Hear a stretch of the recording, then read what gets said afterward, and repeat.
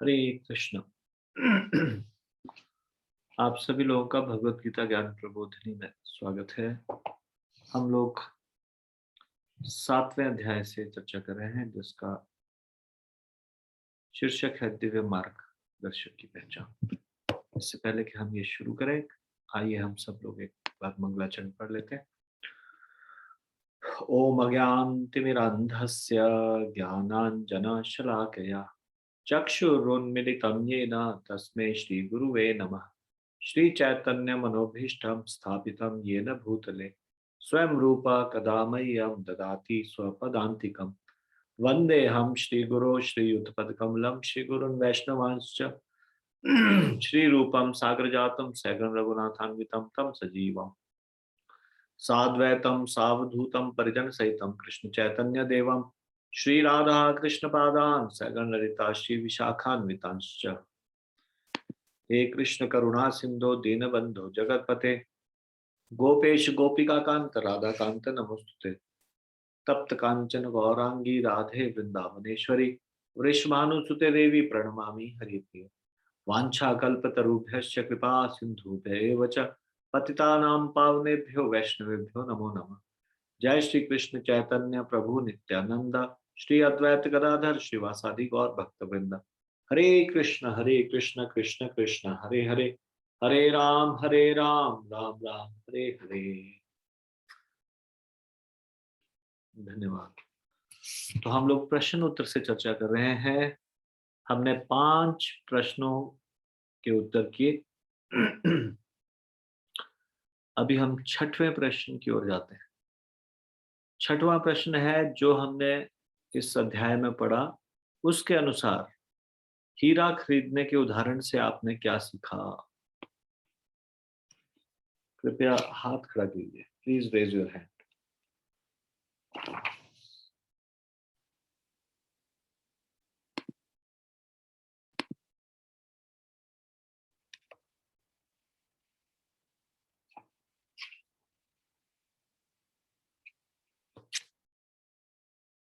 एकता माता जी बोलिए। हरे कृष्णा प्रभु जी, दंडवत प्रणाम। दंडो जी। प्रभु जी, जब हम हीरा खरीदने के लिए किसी दुकान पर जाते हैं तो हम हीरा खरीदने से पहले सर्वप्रथम उसकी लेन देन कोई करने से पहले उसकी ये देखेंगे कि कितना वो सही है, क्या वो प्योर है, कितना प्योर है।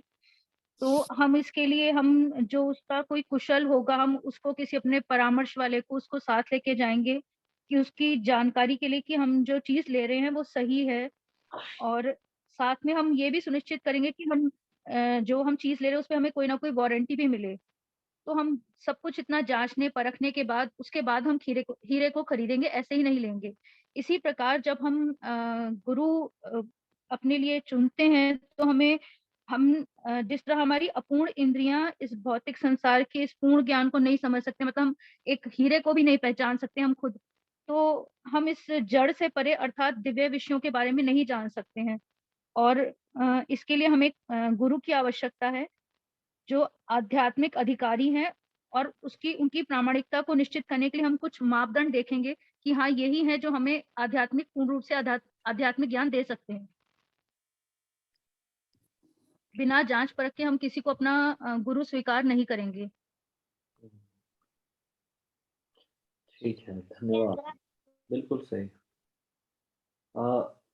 थैंक यू प्रभु जी। जैसे हम लोग हीरे को मूल्यवान समझकर, हीरा तो फिर भी हम चेंज कर सकते हैं, या हीरे से भी ज्यादा मूल्यवान ये बहुत महत्वपूर्ण कार्य कर रहे हैं। अगर गुरु को स्वीकार कर रहे हैं, तो गुरु को स्वीकार कर रहे हैं, तो फिर तो कितना सतर्क होने की आवश्यकता है। किसी को भी हम गुरु ऐसे थोड़ी नहीं बना लेंगे।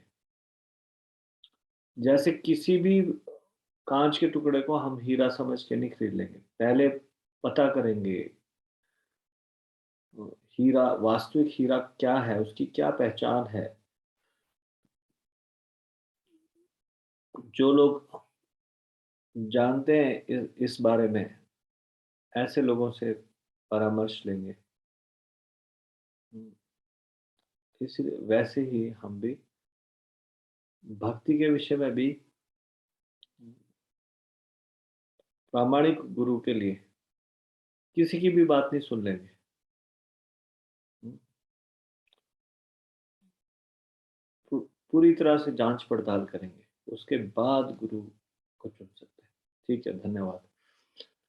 नेक्स्ट क्वेश्चन है, प्रभुपाद की 2 वैदिक पंडितों के साथ भेंट वाली घटना से आपने क्या सीखा? कृपया हाथ खड़ा कीजिए।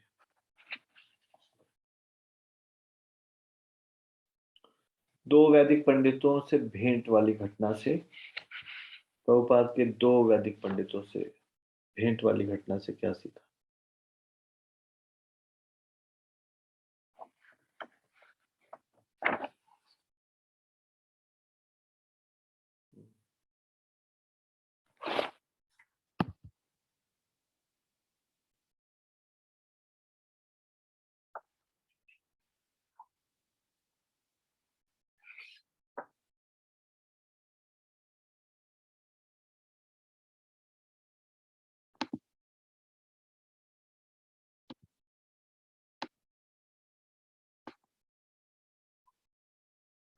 मुस्कान मत जी, बताइए।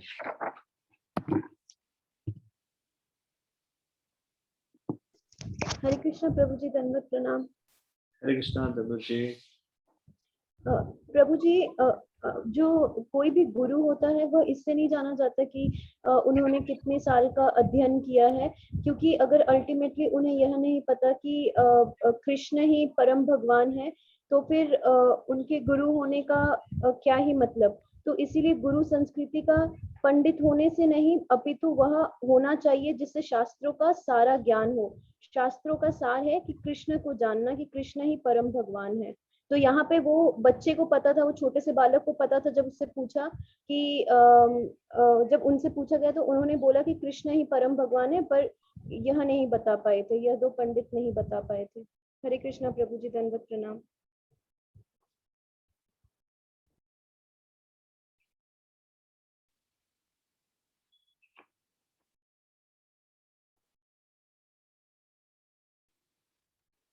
नहीं, हाँ, व्हाट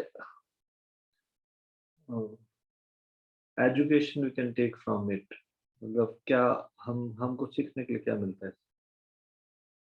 और बच्चे वाली घटना, इसको थोड़ा-सा अच्छे से बताइए।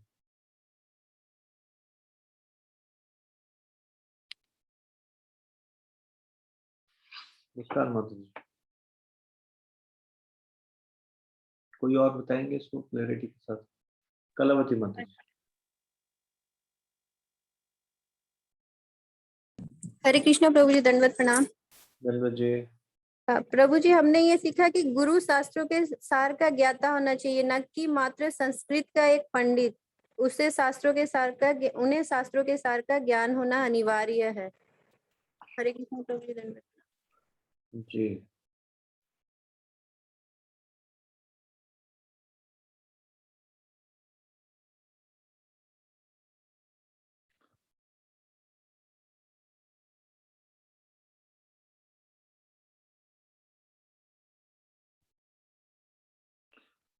गुरु शास्त्रों के सार को जानने वाला होना चाहिए। ऐसे बहुत सारे वैदिक पंडित हो सकते हैं जो कि बहुत सारे श्लोकों को याद रखें।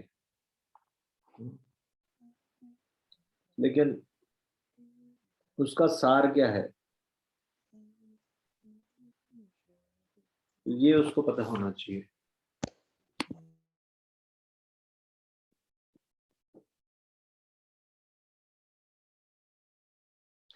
ये गुरु की योग्यताओं में हमने पढ़ा था, इसमें लिखा था कि गुरु शास्त्रों के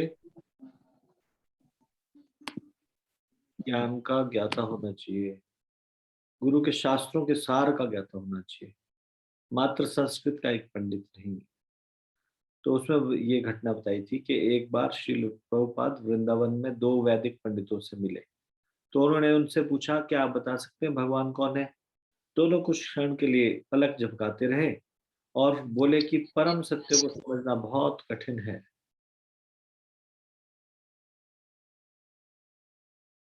और इतनी सरलता से इसका वर्णन करना संभव नहीं है। तब शिल प्रभुपाद ने गुरुकुल के एक लड़के को बुलाया और उससे वही प्रश्न पूछा। लड़के ने तुरंत उत्तर दिया, कृष्ण परम पुरुषोत्तम भगवान है।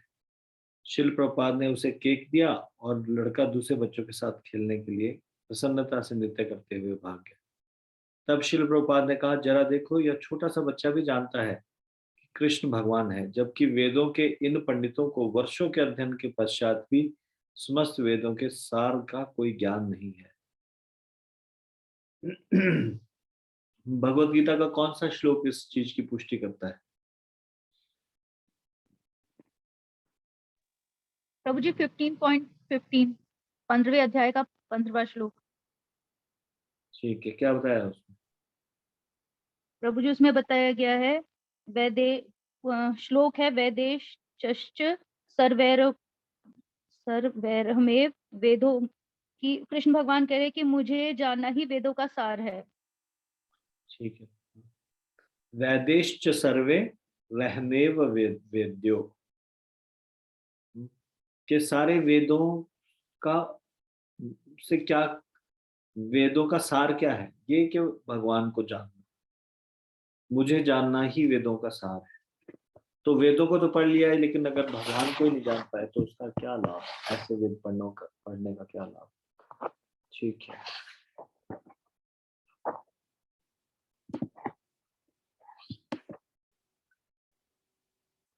अगला प्रश्न। गुरु के अफ्रीकी या अमेरिकी अथवा भारतीय होने से कोई फर्क नहीं पड़ता, इसे उदाहरण सहित समझाइए। Please raise your hand.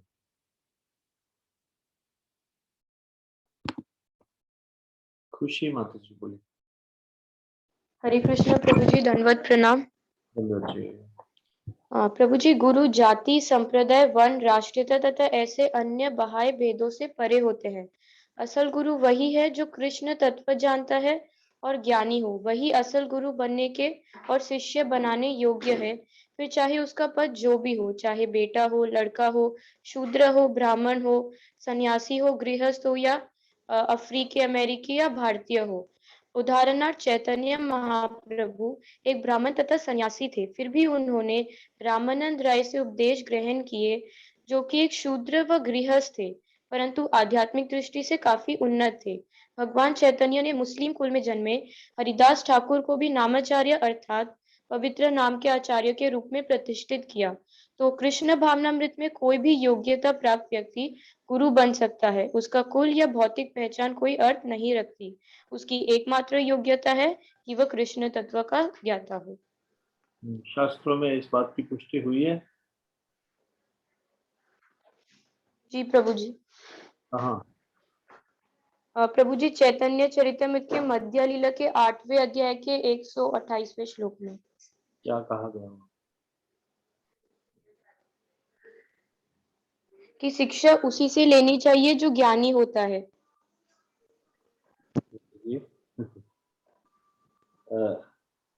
हाँ, उसमें ये, हाँ ठीक है, इससे ये बनता है, लेकिन उसमें बताया गया जय कृष्ण तत्ववेता से गुरु है। जो कृष्ण को तत्व से जानता है वह गुरु बन सकता है। ज्ञानी से, ज्ञानी एक बड़ा व्यापक शब्द है, इसे कृष्ण तत्ववेता बोलेंगे ज्यादा अच्छा होगा। कौन किसको गुरु बनाया जा सकता है?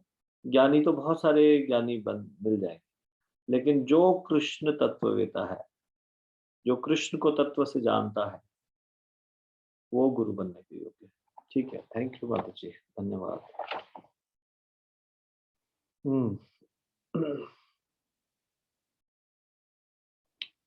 अगला प्रश्न। अगला प्रश्न है, शिष्य को गुरु से क्या अपेक्षा रखनी चाहिए? धन उपार्जन या रोग निवारण के लिए व्यक्ति को क्या करना चाहिए?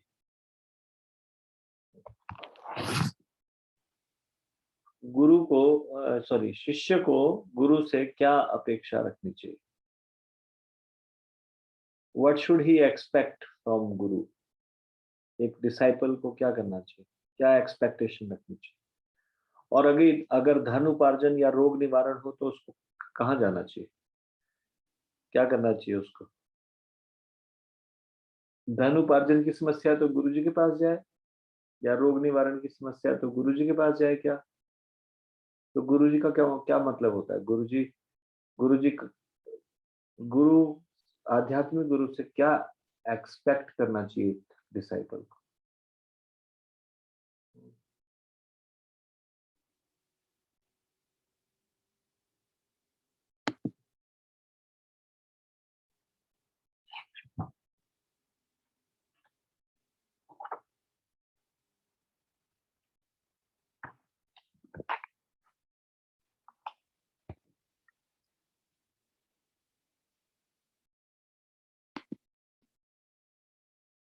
क्वेश्चन आंसर बताइए फिर से।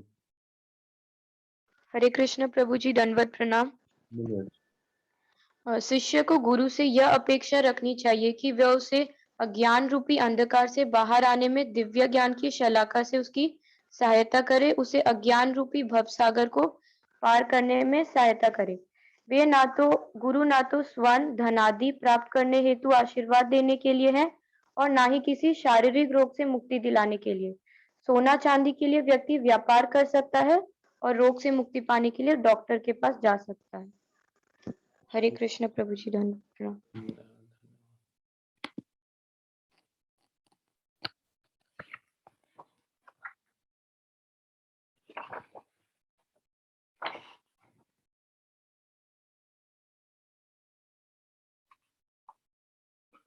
भाव सागर को पार करने में सहायता करना चाहिए, आध्यात्मिक ज्ञान देना दे, ये उनसे एक्सपेक्टेशन की जा सकती है, ना कि कोई भौतिक समस्या का समाधान करे। 10वां प्रश्न, मान लीजिए गुरु स्त्रियों के साथ स्वेच्छापूर्ण व्यवहार करता है और यहाँ तक कि अकेले में साक्षात्कार के लिए उन्हें बुलाता है, किंतु लोग कहते हैं वे एक महान आत्मा है, उनके बारे में कुछ बुरा मत सोचो। आप क्या समझेंगे, ऐसे गुरु के बारे में आपके मन में क्या विचार आएंगे। Please raise your hand.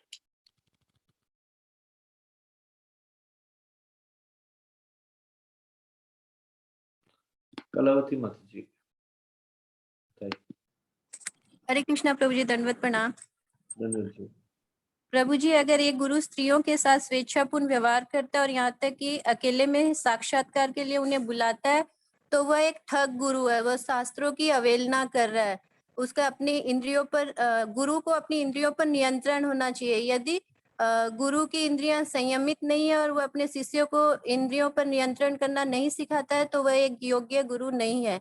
भोली भाली जनता ऐसे झूठे धन पुरुषों का अंधानुगमन करती है और इस जीवन तथा अगले जीवन में दुखों की ओर अग्रसित होती है।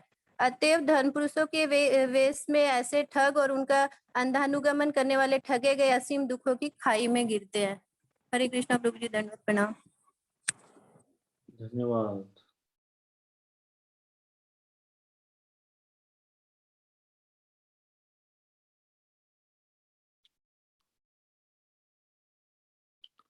अगर गुरु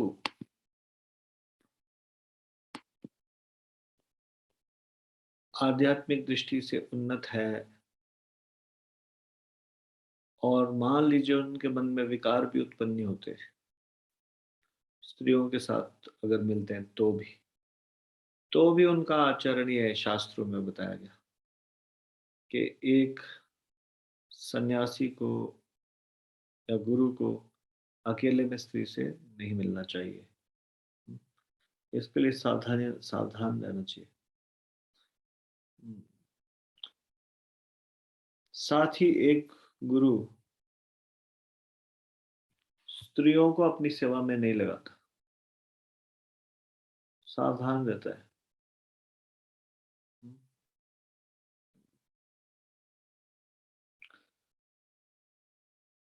कोई व्यक्ति कह सकता है ये एक महान आत्मा है, उनके बारे में बुरा मत सोचो, लेकिन वो शास्त्रों के अनुसार आचरण नहीं कर रहे। गुरु शास्त्रों के साथ आचरण के अनुसार आचरण नहीं कर रहा।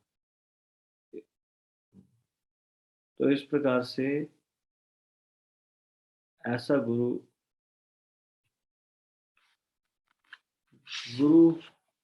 ऐसा गुरु ठग गुरु है।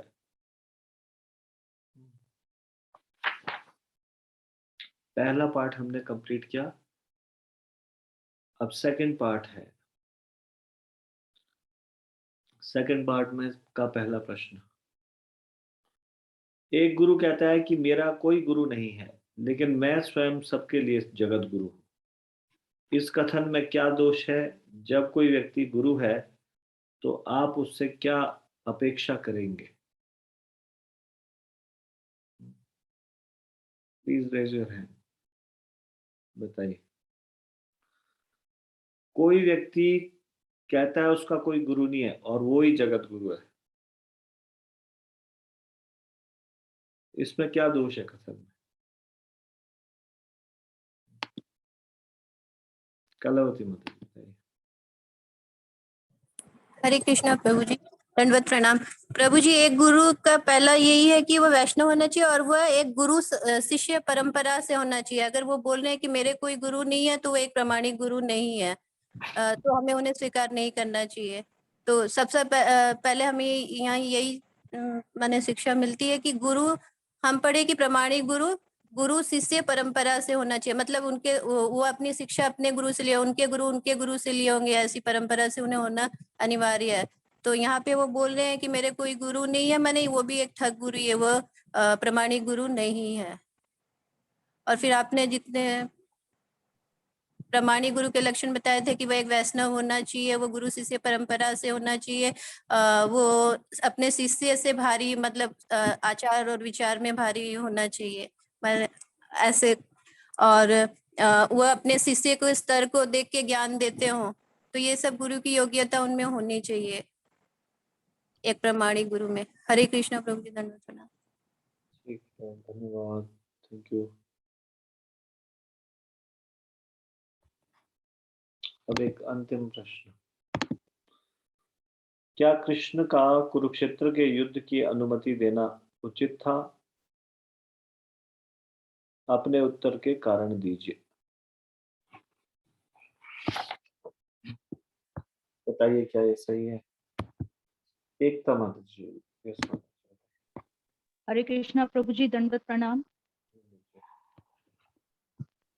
प्रभु जी, श्री कृष्ण का अर्जुन को कुरुक्षेत्र में युद्ध के लिए, प्रभु जी क्या क्वेश्चन था? जो युद्ध के लिए उनको अनुमति देना इसलिए उचित है प्रभु जी, क्योंकि जो कौरव थे वो अधर्मी थे, और धर्म की स्थापना के लिए ये निर्णय लेना सर्वथा उचित था। ये सिर्फ पांडवों के उसमें ही नहीं था हित में, बल्कि पूरे संसार के में धर्म की स्थापना के लिए ये निर्णय लेना उचित था। अधर्म का नाश करके धर्म की स्थापना के लिए ये निर्णय लिया गया था।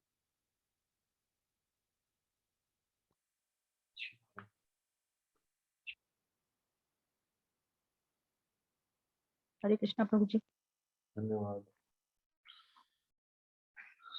अभी कुछ प्रश्न है, जो दो प्रश्न है जो मैं कल आपसे पूछूंगा, उसके बाद फिर हम भगवत गीता के अलग अलग श्लोकों से कुछ चर्चा करेंगे।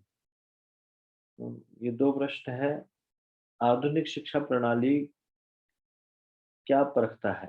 संसार को गुरु की शरणागत होने की आवश्यकता दर्शाने के लिए स्वयं भगवान द्वारा गुरु ग्रहण करने के दो दृष्टांत दीजिए। या इसको अभी कर लेते हैं, ठीक है। आधुनिक शिक्षा प्रणाली क्या परखता है? संसार को गुरु की शरणागत होने की आवश्यकता दर्शाने के लिए स्वयं भगवान द्वारा गुरु ग्रहण करने के दो दृष्टांत दीजिए। तो पहली चीज तो ये है कि आधुनिक शिक्षा प्रणाली क्या परखता है?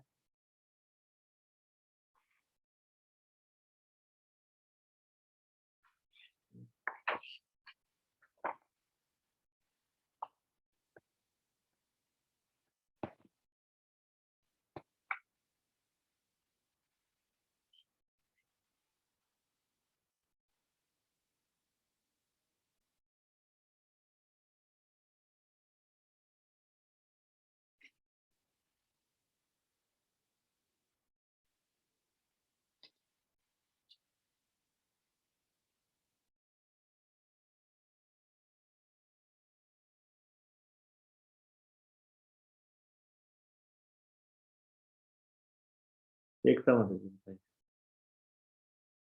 हरे कृष्णा प्रभु जी, दंडवत प्रणाम।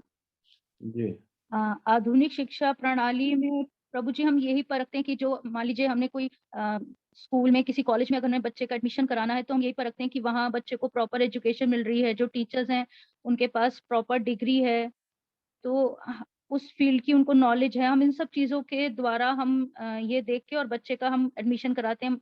हम मान लीजिए बच्चे का बीटेक में कराना है तो वो गवर्नमेंट अप्रूव्ड है, जो एसीसी एक्रेडिट कुछ होते हैं इनकी, उसके द्वारा हम देखते हैं, परखते हैं कि हाँ ये कॉलेज उसके लायक है, उस फील्ड में ठीक उतरता है, तभी हम बच्चे का वहाँ एडमिशन कराते हैं। तो और संसार को गुरु की शरणागत होने की आवश्यकता दर्शाने के लिए भगवान ने जो 2 उदाहरण दिए हैं, वो स्वयं जब भगवान श्री कृष्ण ने वो संदीपनी मुनि के आश्रम गए थे, एक उदाहरण तो वो है, और भगवान श्री राम का भी उदाहरण है कि उन्होंने भी वशिष्ठ मुनि को अपने गुरु के रूप में स्वीकार किया था। कोई और बोलना चाहता है इस विषय में? थैंक यू माता जी, धन्यवाद। आधुनिक शिक्षा प्रणाली क्या परखते हैं?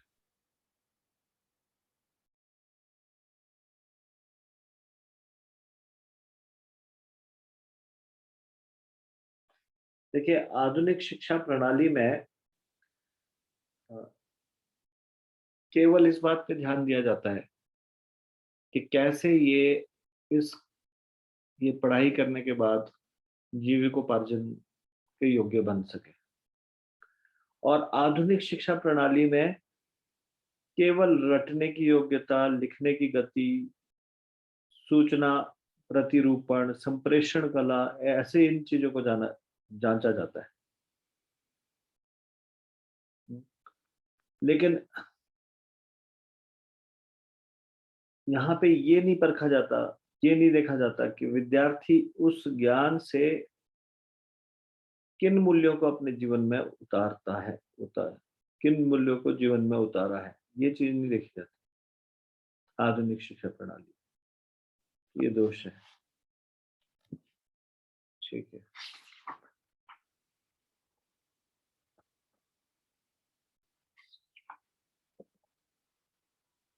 आपका एक मित्र कहता है, मेरे गुरु हैं जो स्वयं भगवान है, मुझे अन्य किसी की आवश्यकता नहीं है, वह बहुत अनासक्त है, उन्हें हमारे मदिरापान, धूम्रपान करने या अपने तरीके से जीवन के मजे लेने पर कोई आपत्ति नहीं है। वे केवल मुस्कुराते हैं और हमें आशीर्वाद देते हैं, इसलिए मैं तो उनसे बहुत प्रसन्न हूँ। तो इस बारे में आपकी क्या टिप्पणी है? अगर कोई ये कहता है कि मेरे गुरुजी बहुत महान है, बहुत ऊंचे हैं, और साथ में मुझे मदिरापान से नहीं रोकते, धूम्रपान से नहीं रोकते, जीवन को मेरे हिसाब से जीने देते हैं, वो केवल मुस्कुराते हैं, आशीर्वाद देते हैं, इसलिए मैं ऐसे गुरु से बहुत प्रसन्न हूँ। मेरे को किसी और की आवश्यकता नहीं, मेरे गुरु तो स्वयं भगवान है। इस विषय में आप क्या कहना चाहते हैं?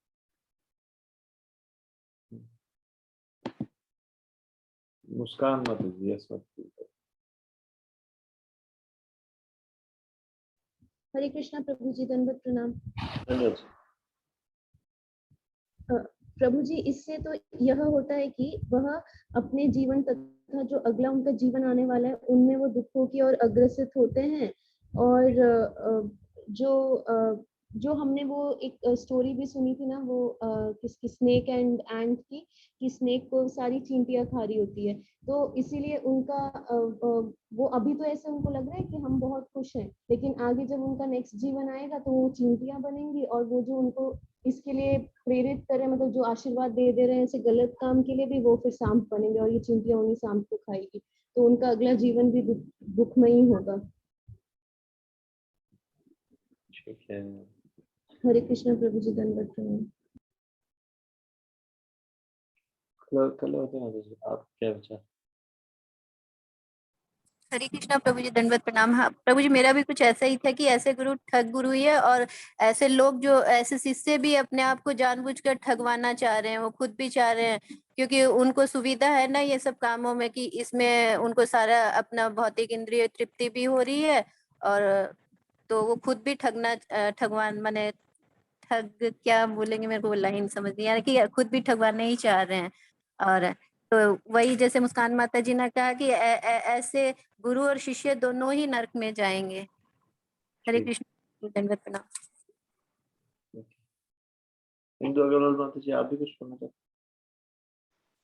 हरे कृष्णा प्रभु जी, दंडवत प्रणाम। हैं? जी। प्रभु जी, जो ये कहते हैं गुरु के अपने आप को भगवान बताते हैं, वो गुरु नहीं है, वो ठग हैं।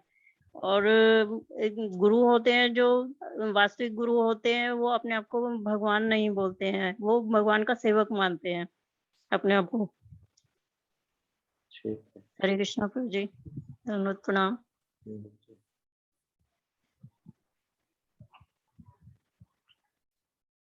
गुरु होना, एक गुरु बनाना या गुरु बनना एक गंभीर विषय है। हाँ, इसको हम इतना लाइटली नहीं ले सकते। इस संसार में ऐसे लोग ठगे जाते हैं। कौन ठगे जाते हैं? जो ठगना चाहते हैं अपने आप को, जो खुद को ठगवाना चाह रहे हैं। एक तरह से जो ठगवाना चाह रहे हैं उनको लोग ठगते हैं। वो चाहते हैं कि उनकी इंद्रिय तृप्ति में भी बाधा ना पड़े और भगवान भी प्राप्त हो जाए। तो ये दोनों चीजें तो संभव नहीं। तो उनको ऐसे कोई ठगने वाला गुरु मिल जाता है जो उनको बोलता है ठीक है, जो मर्जी है वो करो, लेकिन बस गुरु जी का ध्यान रखो, उनको दक्षिणा टाइम पे देते रहो, है ना, इस तरह से। तो इस तरह के ये प्रामाणिक गुरु नहीं है। ठीक है, अभी हमने ये चर्चा की। अब मैं आपको कल के लिए कुछ होमवर्क दे रहा हूँ, करोगे आप लोग? गंभीरता से लोगे इसको? कुछ दूं आपको होमवर्क? जी प्रभु जी। प्रभु जी। ठीक जी है। प्रभु जी। होमवर्क है, दूसरे अध्याय का 7वां श्लोक पढ़ के आना और 8वां श्लोक पढ़ के आना। इनमें से कुछ प्रश्नों को पूछा जाएगा। ये प्रश्न उत्तर है। इनमें से 5 प्रश्न दूसरे अध्याय के 7वें श्लोक से पूछे जाएंगे और 5 प्रश्न ही दूसरे अध्याय के 8वें श्लोक से पूछे जाएंगे। तो कृपया कल के लिए आप दूसरे अध्याय का 7वां और 8वां श्लोक को अच्छे से पढ़ के आइए। तो इसको हम यहीं पे विराम देते हैं। भगवत गीता। हरे कृष्णा प्रभु जी, दंडवत प्रणाम। प्रभु जी, भगवत गीता का क्या प्रश्न है? प्रभु जी मैं पूछा था कि भगवत गीता का बोल रहे ना, 2nd चैप्टर का 7 जी जी। ओके प्रभु जी, okay, thank you. Bhagavad Gita Gyan Prabodhini की जय। श्रीमद् भगवत गीता की जय। श्रील प्रभुपाद की जय। निताई गौर प्रेमानंदे। हरि हरि बोल। प्रभु जी, हरे कृष्णा प्रभु जी। जी। प्रभु जी, कुछ ये चैप्टर से हटके कुछ एक प्रश्न था, क्या आज्ञा है प्रभु जी, पूछ सकते हैं? ठीक है, पूछ।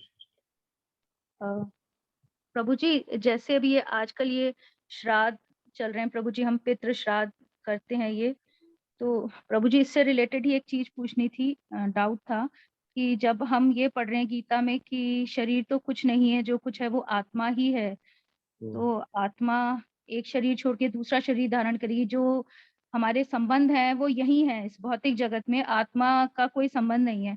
तो फिर हम जो ये श्राद्ध करें वो किसके लिए करें, और ये श्राद्ध कहाँ जा रहा है, क्योंकि आत्मा ने तो दूसरा शरीर धारण कर लिया प्रभु जी।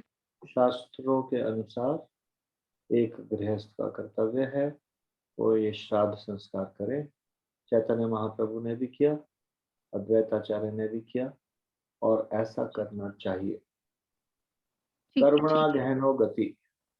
उस आत्मा ने जिसने शरीर छोड़ा है जी। वो कई बार ज्यादा समय पितृलोक में न रह के अगला शरीर जल्दी धारण कर लेती है। कई बार पितृलोक में कुछ समय बिताएंगे, फिर उसके बाद स्वर्ग और नरक का भोग करने के बाद फिर उसके बाद दूसरा शरीर ग्रहण करती है। तो इसका कोई पर्टिकुलर टाइम पीरियड नहीं है कि वो कितने समय पितृलोक में रहे, पर जब जब जब जब जब तक भी वो पितृलोक में रहेंगे उनको इसका लाभ मिलेगा। अब उनके पास कर्म करने की सुविधा नहीं है, अब वो शरीर के बगैर है, मतलब ये जो यहाँ पे पृथ्वी में जो वो पुण्य कार्य अर्जित कर सकते थे जी या कुछ आध्यात्मिक लाभ उठा सकते थे, अब उनके पास ये सुविधा नहीं है। लेकिन 15 दिन उनको ऐसे मिले हैं कि उनके वंशज यदि कुछ उनके लिए करेंगे तो फिर जी बिना शरीर होने के भी बावजूद भी उनको उसका लाभ मिले। जी ठीक है प्रभु जी, थैंक यू प्रभु जी। पुरुषार्थ करना चाहिए एक तरह से। ठीक है प्रभु जी, ठीक है, थैंक यू प्रभु जी। हरे कृष्णा प्रभु जी, दंडवत प्रणाम।